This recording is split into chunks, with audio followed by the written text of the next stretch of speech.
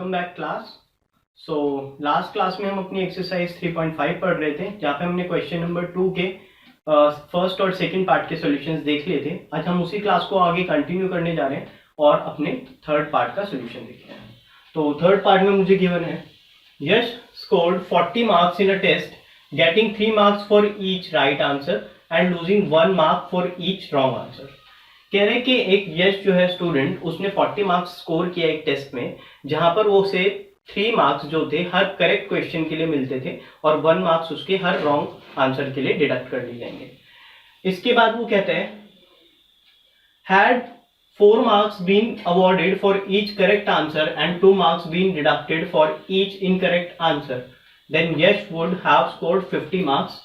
How many questions were there in the test. तो next वो कहता है कि अगर मान लो कि हर करेक्ट आंसर के लिए 4 मार्क्स अवॉर्ड किए जाएं और हर गलत आंसर के लिए 2 मार्क्स डिडक्ट कर लिए जाएं, तो इस बार जो यश है वो कितने मार्क्स स्कोर करता है? 50 मार्क्स स्कोर करता है। तो मुझे बताना है कि टोटल नंबर ऑफ क्वेश्चंस कितने थे। तो इस तरीके के क्वेश्चंस को सॉल्व करने के लिए मुझे सबसे पहले वेरिएबल्स को लेट करना पड़ता है। अब यहाँ पे दो चीजें मुझे पता है, लेट कर लेते हैं अपने करेक्ट और इनकरेक्ट आंसर्स के नंबर को। तो let B the number of correct answers be x and let be the number of incorrect answers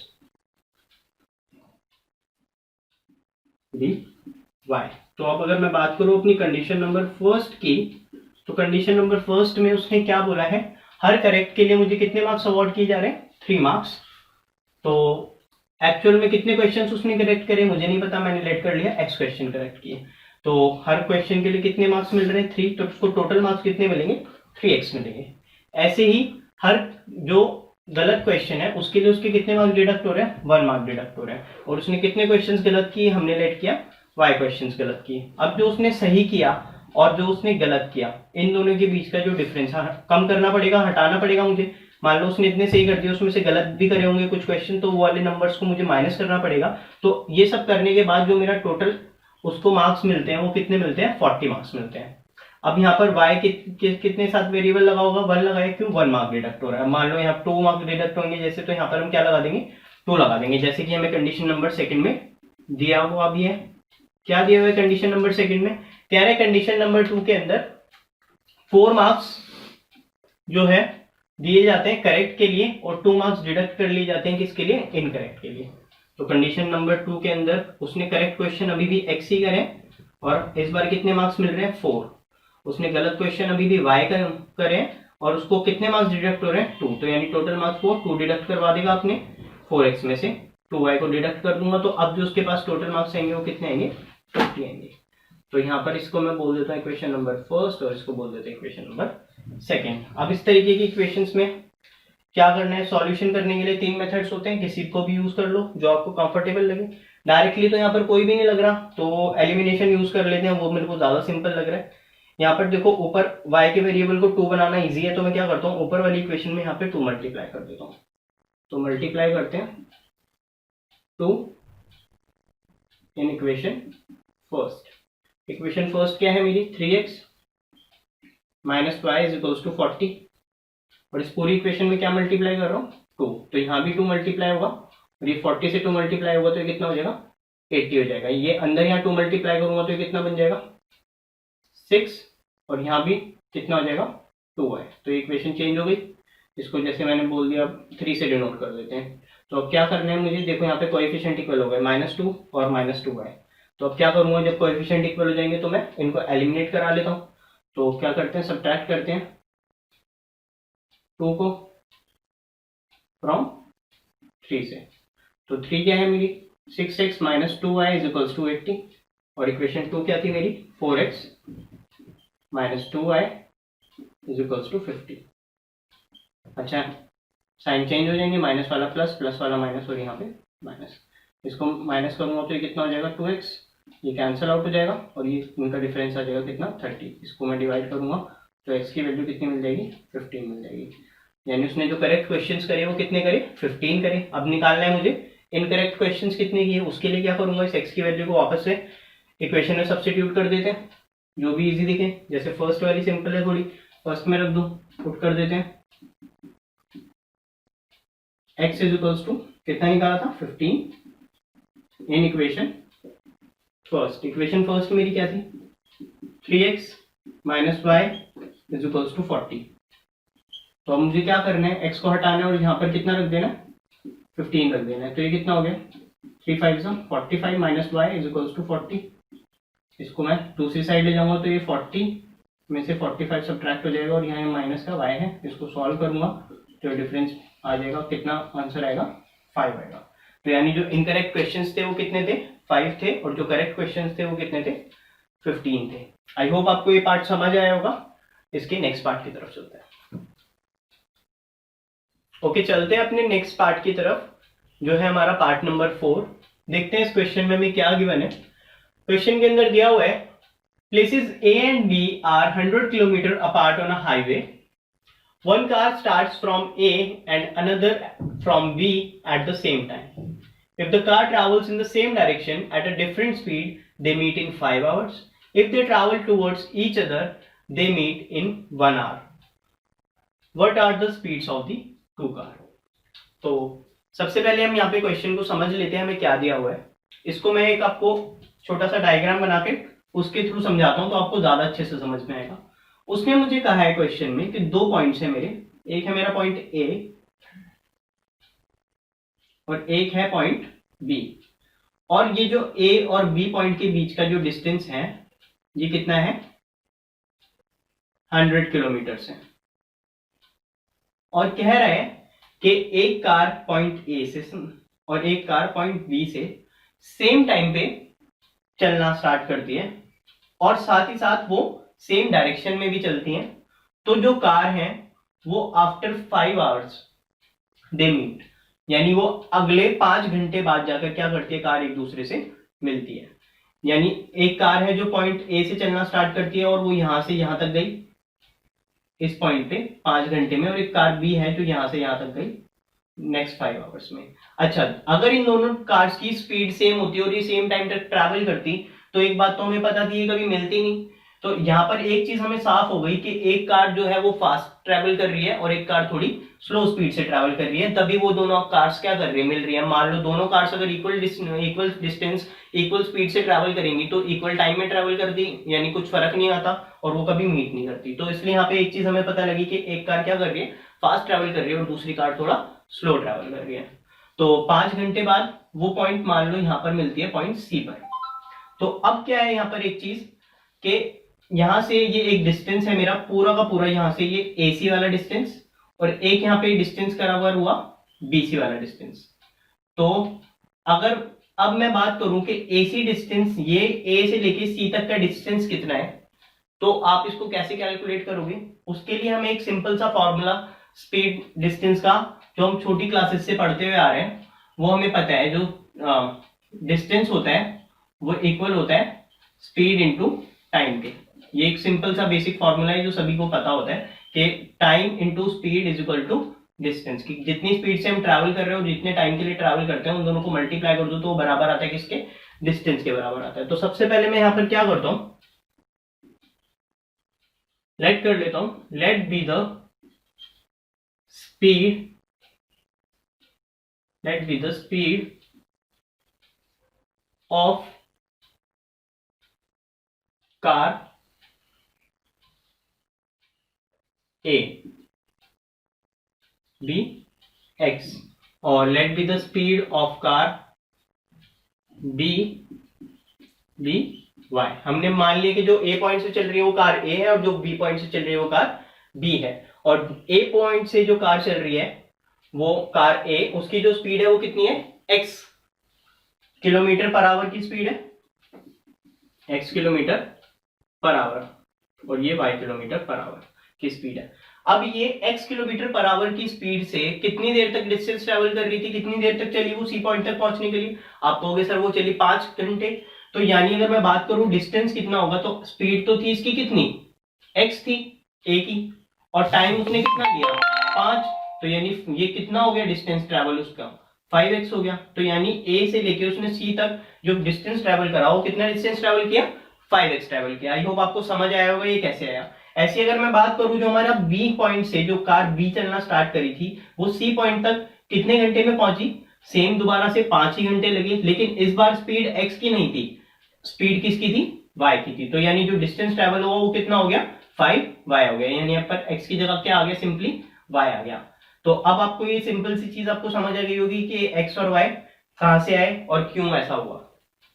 तो अगर मैं अपनी बात करूं कंडीशन फर्स्ट की, तो कंडीशन 1 के अंदर मुझे क्या दिया हुआ है, कह रहा है वो 5 घंटे तक चलते हैं, 5 घंटे तक चलते हैं तब वो मिलते हैं कब, जब वो सेम डायरेक्शन में चल रहे हैं। तो एक बात बताओ 5 घंटे तक जब चला A तो उसने एक कार उसने कितना डिस्टेंस ट्रेवल करा 5x का डिस्टेंस ट्रेवल करा, और जब 5 घंटे तक कार B चली तो उसने कितना डिस्टेंस ट्रेवल करा 5y डिस्टेंस ट्रेवल करा। और इन दोनों की जो बीच का डिस्टेंस था वो कितना था, आप कहोगे सर ये वाला डिस्टेंस वो कितना था 100 किलोमीटर। तो आई होप आपको ये समझ आया होगा ये 100 कैसे हुआ। 5x क्या था टोटल डिस्टेंस A से लेके C तक का, और 5y क्या था B और C के बीच का डिस्टेंस। तो यहां से इनके जो AC माइनस BC के जो बीच का डिस्टेंस था वो कितना है 100 किलोमीटर। ये यहां पर मैंने कंडीशन 1 के अंदर लिखा है जो कि उसने मुझे दिया था। अब बात कर लेते हैं अपनी कंडीशन 2 की। कंडीशन 2 में मुझे क्या दिया हुआ है देखते हैं। कंडीशन सेकंड की अगर मैं बात करूं तो कंडीशन सेकंड में उसने बोला कि ये पॉइंट A है और ये पॉइंट B है। अगेन अब इनके बीच का डिस्टेंस कितना है मुझे पता है 100 किलोमीटर का डिस्टेंस है। और अब क्या करता है एक कार दोबारा से A से चलना शुरू करती है, एक B से चलना शुरू करती है, बट अब वो सेम डायरेक्शन में चलते हैं। वो क्या करते हैं एक दूसरे की तरफ करते हैं, यानी डिफरेंट डायरेक्शन में चलते हैं, यानी A इस साइड चलेगा और B इस साइड चलेगा। तो पहले सब आगे चल रहे थे तो टाइम ज्यादा लग रहा था, अब दोनों एक ही साइड चलेंगे तो अब उनको क्या लगेगा टाइम कम लगेगा। तो अब यहां पर एक बात मुझे बताओ, ए जो है मान लो वो यहां पे मिलता है सी पॉइंट पे, और बी भी कहां पे मिलता है सी पॉइंट पे, और ये मिलते कितनी देर में है उसने मुझे टाइम दिया हुआ है कितना 1 आवर। यानी जब ए 1 घंटे चला और बी भी 1 घंटे चला तो वो दोनों आपस में कहीं बीच में मिल गए। तो एक बात बताओ ए की जो स्पीड थी वो कितनी थी x थी, और चला कितना 1 आवर, यानी 1x हो गया सिंपली। यानी अगर मैं कह सकता हूं तो उसका डिस्टेंस जो ट्रैवल करा A से लेके C तक के बीच का वो कितना हो गया x हो गया। ऐसी अगर मैं बात करूं B, इसकी स्पीड कितनी थी y थी, और ये भी कितनी देर चली 1 आवर। तो यहाँ पर जो स्पीड थी y की वो कितनी हो गई सिंपली 1y या फिर y कह सकते हो। तो अब आपको यहाँ पर एक चीज पता लगी होगी कि यहाँ पर ये जो x है और यहाँ ये जो y है, ये दोनों टोटल जो डिस्टेंस ट्रैवल करा ये किसके इक्वल आया 100 के आया। यही थी मेरी कंडीशन नंबर 2। यानी मैं कह सकता हूं कि जो मेरा x है और यहाँ ये जो प्लस y है ये किसके बराबर आ रहा है मेरा 100 किलोमीटर के बराबर आ रहा है। आई होप आपको ये दोनों कंडीशन समझ में आई होगी कि कैसे हुआ। एक केस में यहाँ पर नेगेटिव का साइन है और एक केस में यहाँ पे पॉजिटिव का साइन है, और वैल्यू दोनों की अलग अलग है। अब क्या करना है, दोनों इक्वेशन फॉर्म हो गई, सिंपली दोबारा से कोएफिशिएंट इक्वल बनाते हैं और इसको सॉल्व कर लेते हैं। अभी देखो यहाँ पे मैं क्या करता हूँ, ये जो ऊपर वाली इक्वेशन है इसके अंदर से 5 मुझे कॉमन दिख रहा है, तो मैं क्या करता हूँ सिंपली डिवाइड कर देता हूँ, डिवाइड बाय 5 इक्वेशन फर्स्ट को 5 से मैं डिवाइड कर रहा हूं। तो ये क्या है मेरी 5x minus 5y is equal to 100। या मैंने इसको 5 से डिवाइड कर दिया तो आप देखोगे कैंसिल आउट हो गया, ये भी कैंसिल आउट हो गया, इसको काटूंगा ये 20 आ जाएगा। तो मेरे को एक इक्वेशन क्या मिल गई x minus Y is equal to 20। इसको मैंने 3 नंबर से डिनोट कर दिया। अब देखो यहाँ पे मेरे कोएफिशिएंट इक्वल हो गए और दोनों के इक्वल हो गए, इक्वेशन ऐसी फॉर्म हुई। किसी को भी किसी में से भी करा दो कुछ भी फर्क नहीं पड़ता। यहाँ पर देखो y वाले नेगेटिव साइन है, डायरेक्टली ऐड कराने पे कैंसिल आउट हो रहे हैं। तो मैं क्या करूंगा एडिंग कर दूंगा, एडिंग 1 and 2 पहले और 1 and 3 सॉरी पहले और तीसरे को ऐड कर देते हैं। थर्ड वाला क्या है एक बार लिख देते हैं x minus Y is equal to 20 और ये क्या है x plus y is equal to 100। अब मैं ऐड करा रहा हूँ तो यहाँ ये प्लस होगा, ये प्लस होके कितना दे देगा 2x होगा। याद रखना सब्ट्रैक्ट नहीं कर रहा, क्या कर रहा हूँ ऐड कर रहा हूँ। ऐड क्यों करा क्योंकि यहाँ पे साइन ऑपोजिट थे। यहाँ से देखो ये डायरेक्टली कैंसिल आउट हो गई, इसको भी ऐड कर दूंगा तो कितना मिल जाएगा 120 मिल जाएगा। अब इसको डिवाइड कर दूंगा तो ये कट जाएगा और x का वैल्यू मुझे कितना मिलेगा 60 मिल जाएगा। x का वैल्यू 60 मिल गया। क्या करूंगा y का निकालने के लिए वापस से इक्वेशन के अंदर पुट कर दूंगा, तो पुट कर देते हैं x is equal to 60 in equation 3। ये जो 3 वाली है बहुत सिंपल है, इसमें रख देते हैं। क्या था, x minus Y is equal to 20, तो x की जगह पे कितना रखना पड़ेगा, 60 minus Y is equal to 20। इसको इधर ले जाओ, y को 20 को इधर ले जाओगे तो डिफरेंस हो जाएगा और ये कितना आ जाएगा, 40 आ जाएगा। तो यानी हमें क्या पता लगा, जो स्पीड थी हमारी कार ए की, या जो ए पॉइंट से जो कार चल रही थी उसकी स्पीड कितनी थी, 60 किलोमीटर पर आवर, और जो बी पॉइंट से कार चल रही थी उसकी स्पीड कितनी थी, 40 किलोमीटर पर आवर। तो यहाँ पे बेसिकली क्या था, 20 किलोमीटर की इनकी स्पीड के अंदर डिफरेंस था। आई होप आपको ये क्वेश्चन समझ आया होगा अच्छे से। अब इसके नेक्स्ट पार्ट में मिलते हैं। ओके, चलते हैं अपने अगले क्वेश्चन की तरफ। हमारा नेक्स्ट क्वेश्चन में मुझे गिवन है, the area of a rectangle gets reduced by 9 square units if its length is reduced by 5 units and breadth is increased by 3 units. If we increase the length by 3 units and the breadth by 2 units, the area increases by 67 square units. Find the dimension of the rectangle.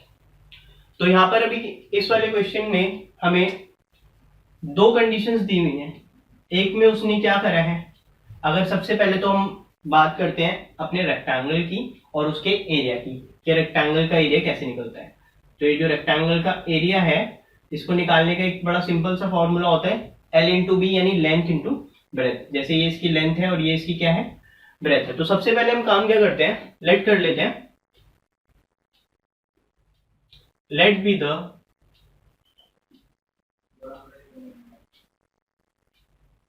Length of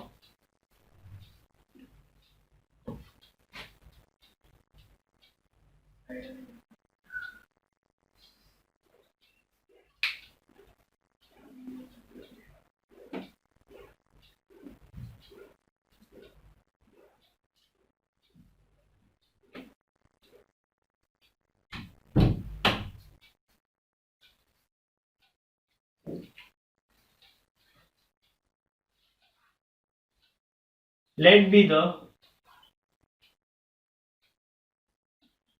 length of rectangle dx and breadth of rectangle by y। तो सबसे पहले हमने जो उसकी length थी इसको क्या late करा, x लेट करा, और उसकी ब्रेथ को हमने क्या लेट करा, y लेट किया। तो इस टाइम मेरा जो रेक्टेंगल का एरिया होगा वो कितना होगा, x इंटू वाई, क्योंकि ये फॉर्मूला है L इंटू बी। तो ये मेरा क्या है, रेक्टेंगल का एरिया है। तो अब जो उसने मुझे कंडीशन दी है, उन कंडीशंस की अगर मैं बात करूं तो उसने कहा कि रेक्टेंगल का एरिया 9 स्क्वायर यूनिट से डिक्रीज हो जाता है अगर मैं उसकी लेंथ को रिड्यूस करूं बाय 5 यूनिट से। तो पहले जो उसकी लेंथ थी वो कितनी थी, x थी, अब मैं उसे 5 यूनिट से डिक्रीज करूंगा तो अब लेंथ क्या रहेगी, x माइनस 5। और साथ ही साथ वो कह रहा है कि उसकी जो ब्रेथ है उसको इंक्रीज कर दो, किससे, 3 यूनिट से। तो लेंथ पहले ब्रेथ कितनी थी, y थी, और उसको अब मैंने इंक्रीज कर दिया तो वो कितनी हो गई, 3y हो गई। तो अगर मैं बात करूं अपने न्यू एरिया की, तो आप कहोगे सर न्यू एरिया हो जाएगा हमारा लेंथ इनटू ब्रेथ, यानी 5 माइनस x माइनस 5 और y प्लस 3। क्यों, क्योंकि ये नया वाला L है और ये नया वाला B है, अकॉर्डिंग टू दी कंडीशन जो हमें क्वेश्चन में दी थी। तो अब एक बात हम यहाँ पे देख लेते हैं, कंडीशन नंबर फर्स्ट के अंदर एरिया की बात करूं तो न्यू जो एरिया है वो क्या हो जाएगा मेरा, x माइनस 5 और y प्लस 3। ये क्या है, मेरा न्यू एरिया है। अच्छा, पुराना वाला जो एरिया था वो कितना था, आप कहोगे सर xy था।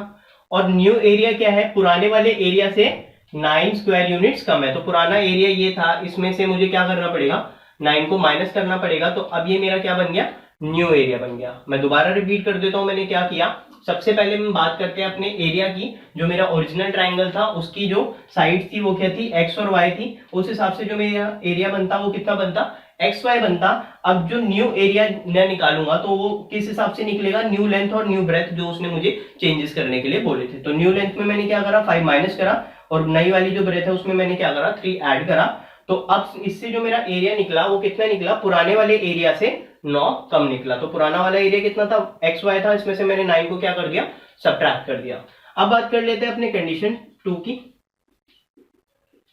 तो कंडीशन 2 के अंदर दोबारा से मैं एक रेक्टेंगल ड्रॉ कर लेता हूं एक और। अब ये जो मेरा नया वाला यहां से जो लेंथ होगी और ये ब्रेथ होगी, देखते कितना कितना दिया उसने, बोला है कि if we increase length by 3 units. अब की बार जो लेंथ है उसको कितना बढ़ाना है, 3 यूनिट्स बढ़ाना है। तो यहाँ पर लेंथ कितना हो जाएगा, x प्लस 3 हो जाएगा। और ब्रेथ, ब्रेथ को कितना बढ़ाना है, 2 यूनिट्स बढ़ाना है। तो ब्रेथ कितनी थी, y थी, और इसमें 2 यूनिट्स और जोड़ देते हैं। तो कह रहा है the area increases by 67 square unit, और एरिया कितना बढ़ जाता है, 67 यूनिट और बढ़ जाता है। तो इसके लिए मैं क्या करूंगा, अब सेकंड कंडीशन में सेम उसी तरीके से x प्लस 3 और y प्लस 2, ये दोनों हो गई इक्वेशंस। और पुराना एरिया कितना था, x प्लस वाई था, और पुराने एरिया में कितना इंक्रीज आया, 67 का इंक्रीज आया। तो मैं इसमें यहाँ पे ऐड कर दूंगा कितना, 67। अब क्या करना है, इन कंडीशंस को थोड़ा सॉल्व करना है। तो उनको थोड़ा सिंप्लीफाई कर लेते हैं। जैसे ये वाली है, इसको सिंप्लीफाई करता हूँ।